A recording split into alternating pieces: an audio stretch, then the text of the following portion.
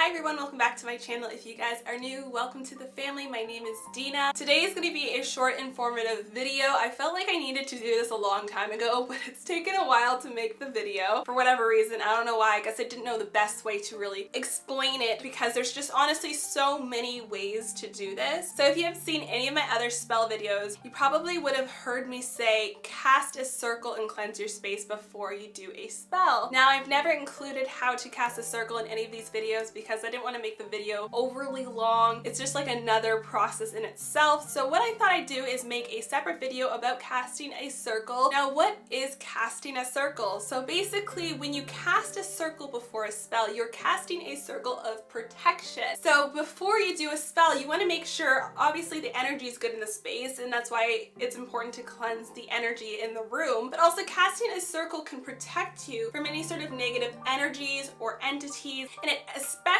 helps if you are working in certain types of practices. So if you're working with any sort of spirits, if you're doing any sort of like psychic type work, or if you're working with deities, especially when you're working with entities that are not of this world, you want to make sure that you are protecting yourself from negative ones, because those exist too. There are spirits, there are entities that are not positive, and if you're not careful, then you could be inviting something that is bad into your space, into your life. So you don't want to have that happen. So casting a circle is important because it protects you from any sort of negative energies. Now, how do you cast a circle? Well, that is the big question, because if you look it up, you're probably going to find so many different answers, and that's because casting a circle truly is very, very personal. Now, casting a circle is just like as it sounds. You are casting a circle of energy around you in your working space, wherever you are doing your spiritual practice, your ritual, your spell, whatever you're doing. Now, the main things that you want to keep in mind is that you are going to be basically visualizing this. It's definitely a big visualization exercise. You want to make sure that you are used to visualizing. It's something that takes a little practice for some people. Meditating is definitely something that's going to help you, so I would definitely practice meditating. But basically, you're going to be starting in wherever your circle is going to be, facing the east, and then you're going to be moving in a clockwise direction and basically envisioning this circle. You're creating a circle, and not just a circle, but like almost like a sphere of energy, a sphere of protective energy around you. Now, there's different ways to do this. You can use your hands. Mostly I like to visualize just with my hands and just imagine that this energy is radiating out of the palms of my hands. Not everyone imagines this. Some people use tools, and that is okay too. You can use a magic wand.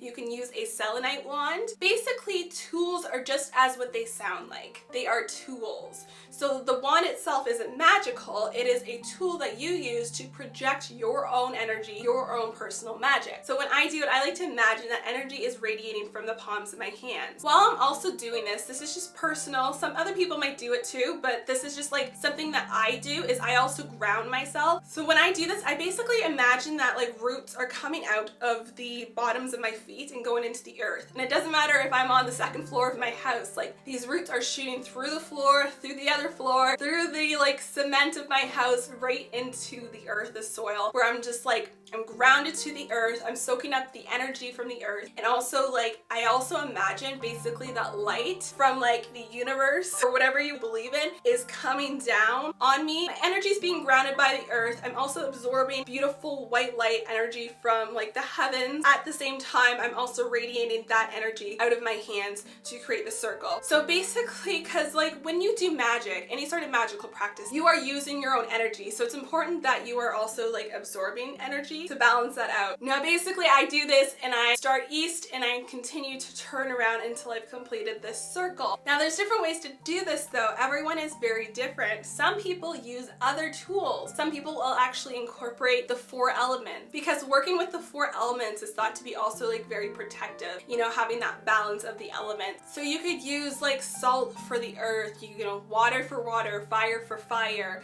You can use incense for air. You can like put candles at the corners of your circle. Like I know circles don't have a corner, but you know what I mean, like east, north, south, west. I don't I actually don't remember what the directions are right now. I think east is this way for me.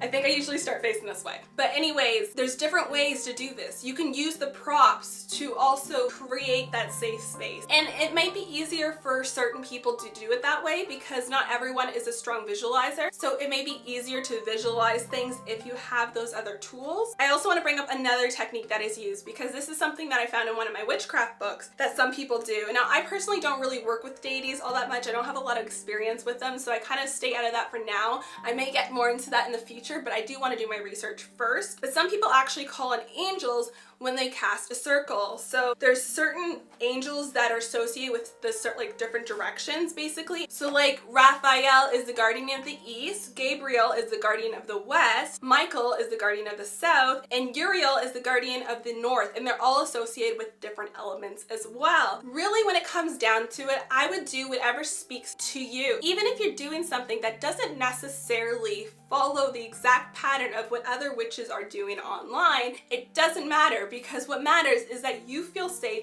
and you feel your power and your energy. I would say the next most important thing would be focus. It's really, really important to focus. If you're distracted by things, if you're trying to cast a circle while you're texting on your phone or doing something else, it's not going to have the same effect. It's not going to give you the same protection because you're really not putting that focus and that energy into creating your circle. So focus is extremely important. Once your practice is over, once you're completed your spell, you could also open up this circle. Some people will actually visualize closing the circle and then opening the circle once they're done. I personally don't do this so much. I've done it before, but I find casting the circle is most important. And once I've finished the spell, I just feel like, you know, it's done. I don't feel like I need to open up the circle necessarily, but some people do that. So, you know, feel it out, do whatever feels right for you because it is your witchcraft practice and it's going to be unique to you. Again, there are so many ways to cast a circle. So if any of these just didn't resonate with you, do some research or just experiment and see what feels right for you. Let me know in the comments below, do you guys cast a circle before your spell? What kind of things do you like to do? I'd love to hear about it. And don't forget to hit the like button. I would really appreciate it. It helps me out so much. And don't forget to hit that subscribe button so you don't miss out on more witchy and spiritual content. I post videos every single week and we would love to have you be a part of this growing family. I hope you guys have an amazing day and thanks again for watching. Bye guys.